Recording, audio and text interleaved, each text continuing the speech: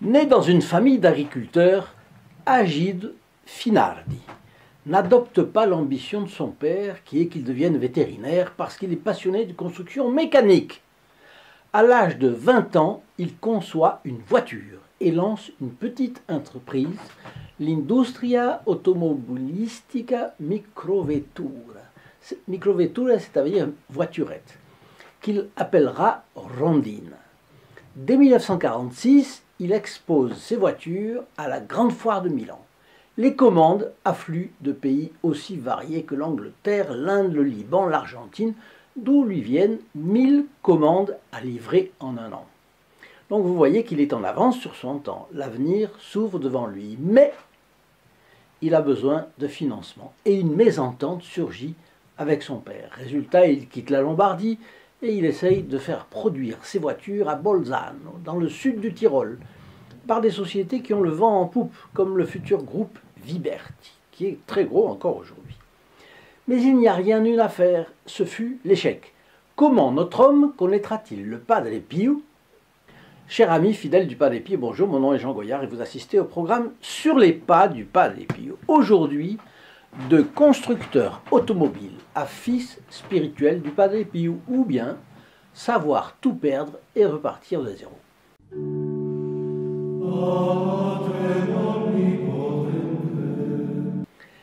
C'est important, je vous le rappelle, l'objectif de notre chaîne est d'amener la présence consolatrice du Padre Pio dans les foyers, parce que sa mission a été, et ça continue, d'arracher les âmes aux griffes du diable.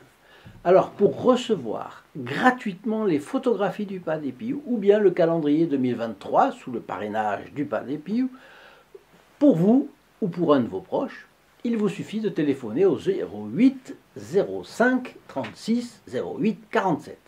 Appel gratuit depuis la France métropolitaine, coût d'un appel local depuis les DOM-TOM et depuis le Canada, composé le 1 844 398 88 67.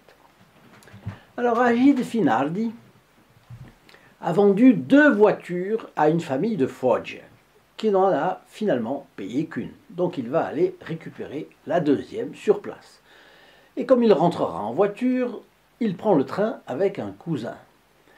C'est un parcours de 830-850 km depuis Bolzano, dans le Tyrol, près de l'Autriche, jusqu'à la province de Foggia au sud.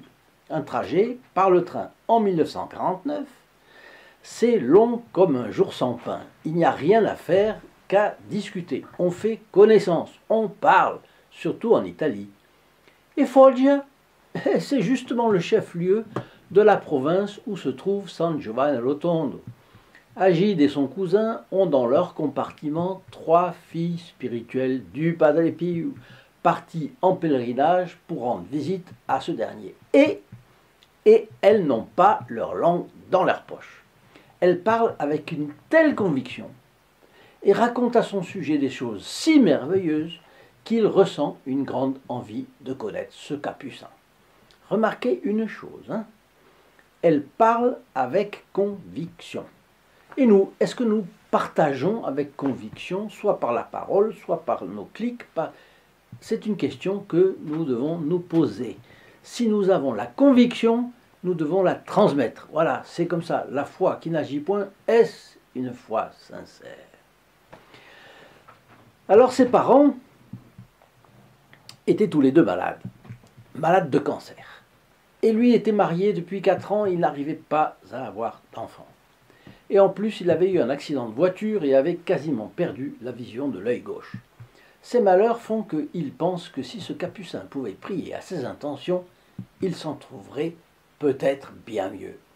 Alors tout le monde descend de train à Foggia, les 3 dames pour continuer vers San Giovanni Rotondo et les 2 cousins pour récupérer la voiture. Notre ami Finardi dit à son cousin: si nous arrivons à liquider rapidement notre corvée de récupération, eh bien, on montera à San Giovanni Rotondo. Bon, alors je lui laisse la parole. Il a écrit son journal. Après avoir réglé notre problème avec le créancier indélicat de Foggia, mon cousin et moi sommes allés à San Giovanni Rotondo. Arrivés devant le couvent des Capucins, nous avons retrouvé nos 3 voisines de compartiment qui nous ont surpris en disant qu'elles avaient déjà réservé une chambre pour nous à l'hôtel. Vous voyez, elles comptaient déjà tellement sur la grâce qu'elles avaient réservé la chambre d'hôtel. Elles avaient la foi, hein, faut le dire. Et c'est pour ça que leur conversation a intéressé notre ami. Tôt le lendemain matin, nous étions dans l'ancien sanctuaire pour assister à la messe du Padre Pio. Puis, je me suis confessé avec lui. Avant que je n'ouvre la bouche, il me dit « Eh l'ami, n'êtes-vous pas dans la grâce de Dieu, puisque vous vous êtes confessé hier matin ?» Et c'était vrai. Je m'étais confessé à Foggia. Comment peut-il le savoir, me suis-je demandé, stupéfait. Et je me suis aussitôt justifié auprès du Padre Pio. Père, je voudrais faire une confession générale. Alors je me suis confessé, puis je lui ai parlé de mes parents et de mon chagrin de ne pas pouvoir avoir d'enfant. Le Padre Pio m'a traité avec gentillesse. Il m'a écouté et à la fin il m'a dit « On ne peut pas aller contre la volonté du Seigneur.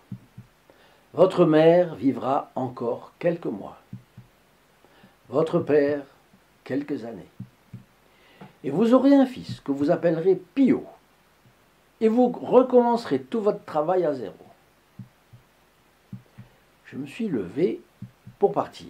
Mais le Padre Pio a ajouté « Vous n'avez pas oublié de me donner quelque chose ?» Oh, et c'était vrai, avant ma confession, j'avais préparé une offrande et j'étais en train d'oublier l'enveloppe dans ma poche. Donc le Padre Pio lui a donné 2 preuves de sa lecture dans la vie des âmes. Il savait qu'il s'était confessé la veille, ce qu'on ne doit pas faire sauf raison importante. Une confession ordinaire n'aurait pas eu lieu d'être. Et ensuite, il avait oublié de remettre au Padre Pio ce qu'il avait préparé. Et cela aussi, le Padre Pio l'avait vu. Alors, le récit d'Agide continue. Les prédictions du Padre Pio, prononcées de manière si ferme, étaient restées gravées dans mon esprit. De retour chez moi, je les ai racontées à ma femme. Mais elles semblaient décoller de la réalité. Quelques mois de vie pour ma mère, quelques années pour mon père. Oui, c'était bien vague quand même. Et puis on aura un fils. Oui, d'accord. Mais notre travail, tout a recommencé. Qu'est-ce que ça veut dire? Et cependant, elles se sont toutes réalisées, ces prévisions, tout comme il l'avait prédit. Quand c'est arrivé, j'ai eu l'impression d'avoir lu à l'avance l'avenir dans un livre. C'est une chose incroyable, ça. On vous a prévu. C'est pas une diseuse de bonne aventure, hein. Et quand les choses arrivent, eh ben, c'était si précise, si impressionnante. Ma mère est morte dans les 3 mois qui ont suivi. Mon père a vécu jusqu'en 1953, c'est-à-dire 4 ans de plus. Ma femme a été enceinte et a donné naissance 9 mois plus tard à un garçon que j'ai évidemment appelé Pio.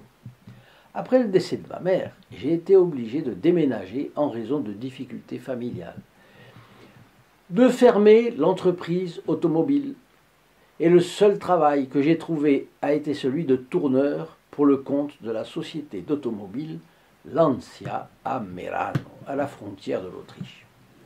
Puis je me suis orienté différemment, ouvrant un atelier de fonderie avec une 15aine d'employés. Là encore, tout s'est passé comme le Padre Pio l'avait prédit. Le travail recommençait à zéro. En 1953, mon père est mort. Je suis alors retourné à San Giovanni Rotondo, car je voulais demander au Padre Pio s'il me fallait continuer mon nouveau métier à plein temps ou continuer à mi-temps partagé avec la culture des 20 hectares hérités de mes parents. Au cours de ces années, j'étais passé par plusieurs épreuves qui m'avaient passablement perturbé. J'avais perdu confiance, d'autant plus que j'avais été contraint de sacrifier ma société automobile. Elle revient, celle-là, la société automobile, il n'a pas avalé qu'il ait été obligé de la fermer. Le fait que le Padre Pio ait tout prédit m'avait beaucoup impressionné. Je sentais que ce religieux était un être mystérieux. Il me remplissait de curiosité, il m'attirait, mais il m'effrayait aussi. Alors, je m'interromps un instant. Je ne sais pas si vous y avez pensé. Rencontrer quelqu'un dont vous connaissez la réputation de sainteté et qui prévoit votre avenir de façon aussi détaillée que ce qu'a entendu Agide Finardi. Eh bien ça, quelque chose d'effrayant. Quelque chose de cet homme, le Padre Pio, appartient à l'au-delà. Son âme côtoie le surnaturel. Il a une intimité avec notre Seigneur Jésus-Christ, avec Notre-Dame, qui sont hors du commun. Il lit dans l'avenir quand même, il lit dans le passé. Si vous aviez rencontré le Padre Pio, vous auriez ressenti certainement les deux mouvements à la fois, l'attirance à cause de ses dons, et puis la crainte aussi, ne serait-ce qu'en raison de l'appel constant à l'amour, à la vertu, à la souffrance aussi. Bon, cela effraie, cela effraie. Vous allez voir maintenant le choc qu'Agide Finardi a reçu lors de son second contact avec le Padre Pio. Un choc phénoménal. Et pourtant, il savait qui était ce capucin hors norme, n'est-ce pas? Alors, je vous annonce juste une petite chose. Qui sont les membres du groupe des protégés du Padre Pio? Ce sont des fidèles de notre chaîne qui rendent possible la production de ces vidéos. Pour mieux les connaître, je vous invite à cliquer sur le lien affiché sous la vidéo www.st-padre-pio.fr et à vous laisser guider. Vous y verrez l'apostolat qu'ils réalisent et tous les bénéfices spirituels qu'ils reçoivent. À cette époque, reprend notre bonhomme Agide Finardi, je n'avais pas beaucoup la foi. Malgré les contacts avec le Padre Pio, vous voyez ça. Enfin, malgré un contact, mais à fond quand même. Comme il y avait eu des changements radicaux dans ma vie et que tout semblait aller de travers, je suis revenu le voir pour lui demander donc conseil. Quand je suis arrivé, je me suis inscrit pour la confession. Mais j'ai dû attendre 3 jours. Impatient, j'ai essayé de devancer celui qui était devant moi sur la liste d'attente. Et j'ai réussi. Quand je me suis agenouillé dans le confessionnal, le padre m'a ordonné d'un ton malicieux. « Va-t'en » J'étais buté et ne voulais pas bouger. Le père s'est levé et m'a dit « Si tu ne veux pas partir, alors c'est moi qui m'en vais. » Donc j'étais obligé d'obéir. Donc il lui a fallu un bon coup. Je suis retourné à l'église et j'ai été pris d'une crise de larmes. J'ai commencé à réfléchir. Sondant ma conscience, je me suis rendu compte que ma vie était vide, sans idéal. Je me suis même souvenu que je n'étais pas assidu dans l'assistance à la messe dominicale. C'est quand même incroyable. Bref, je me passe de commentaires. Je suis resté dans cet état pendant 3 jours. Pardon. Le 3e jour, je devais absolument repartir pour Bolzano. Je me suis confessé à un autre capucin, mais je suis allé attendre le Padre Pio dans l'escalier qui descendait à la sacristie. Quand je l'ai vu, je lui ai dit que je devais absolument partir, mais que je ne le ferais que s'il me donnait l'absolution et pardonnait ma façon d'agir. Il m'a regardé avec beaucoup de tendresse, et d'une voix douce, il m'a dit « Tu t'es confessé à un autre père ?»« Oui. »« T'a-t-il donné l'absolution ?»« Oui. »« Alors je te la donne aussi. »« Mais comporte-toi bien désormais. » Après une pause, il a ajouté « Il est plus facile pour le monde de se passer de soleil que pour le chrétien de se passer de messe. » Et le poing serré, il m'a frappé si fort au visage que j'en ai perdu l'équilibre et je me suis cogné contre le mur. Ces humiliations et cette fermeté m'ont été si salutaires que je n'ai plus jamais manqué la messe du dimanche. Et chaque fois que je le pouvais, j'allais aussi à la messe en semaine. Mon âme en a été réveillée. J'ai compris l'importance des choses de l'esprit. J'ai changé de vie. Il est plus facile pour le monde de se passer de soleil que pour le chrétien de se passer de messe.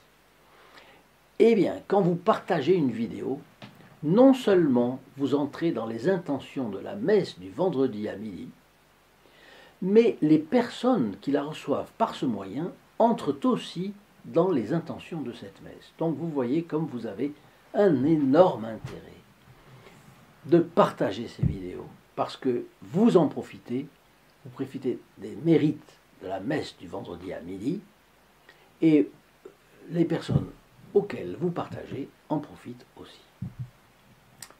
Alors je suis retourné souvent à San Giovanni Rotondi, Agide Finardi, où je restais parfois 3 ou 4 semaines d'affilée. J'avais enfin appris à être attentif à tout ce qui se passait autour de moi. Vivre aux côtés du Padre Pio signifiait vivre dans un univers qui échappait aux règles normales du monde. La connaissance du Padre Pio ne se limitait pas en effet aux barrières de l'espace et du temps. Alors il faut que je vous donne quand même l'épilogue de cette histoire.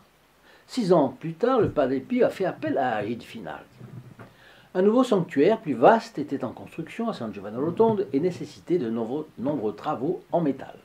Des candélabres, des balustres, balustrades, rampes d'escalier, lustres, tabernacles, fenêtres et même les grandes portes d'entrée du sanctuaire Notre-Dame des Grâces. L'inventivité d'Agide lui avait permis une fois de plus de tout recommencer à zéro puisqu'il est devenu l'auteur de toutes ces œuvres en fer et en bronze qu'on voit à San Giovanni Rotondo. Et il a fini par se consacrer, à la fin de sa vie donc, à la création d'œuvres d'art sacré, et en particulier les statues du bon Capucin. Restez en ligne un instant, parce que je vais vous raconter la plus grande leçon que le Padre Pio ait donnée à Agide Finaldi. Et c'est tiré du petit journal de ce dernier. Mais auparavant, laissez-moi juste vous dire que si vous avez aimé cette vidéo, je vous donne rendez-vous sur le site www.st-padre-pio.fr pour suivre nos actions et connaître le groupe des protégés du Padre Pio. Et puis enregistrez votre j'aime en cliquant sur le bouton approprié. Laissez-moi aussi vos commentaires. Si vous avez reçu des grâces signalées du Padre Pio, faites donc en part aux autres. C'est un excellent témoignage. Et puis enfin, n'oubliez pas, partagez nos vidéos. Vous ferez connaître l'œuvre du Padre Pio au plus grand nombre. Et vous êtes ainsi un trait d'union entre les âmes et le Padre Pio. Alors, Finaldi a raconté la grande leçon de sa vie auprès du Padre Pio. Un jour, il disait à notre bon Capucin qu'il ne supportait plus sa vie dans l'angoisse constante du travail, des commandes à trouver, de l'argent à équilibrer, et tout ça sans un instant de repos. Et il regrettait en réalité la perte de son entreprise Rondine, dont il avait été si fier au moment dans l'après-guerre, dans le juste après-guerre. Au fond, il avait ça derrière la tête, si Dieu lui avait permis, il serait devenu un chef d'entreprise riche. Et il voulait le croire, il aurait ainsi pu mieux aider le Padre Pio. Bon, la réponse éloquente du Padre Pio a été la suivante. Mais à qui auriez-vous vendu votre âme si vous aviez été riche? On peut toujours faire à sa tête, mais il faut être prêt à payer la facture. N'est-ce pas une bonne leçon pour tous ceux qui seraient taraudés par ce genre de tentation? Je termine sur cette question parce que je trouve la leçon du Padre Pio extrêmement intéressante. En tout cas, chers amis fidèles du Padre Pio, je vous remercie de votre attention, je vous dis à demain, au revoir. In nome del Padre, del Figliolo e dello Spirito Santo, e così sia. Sia lodato Gesù e Maria, e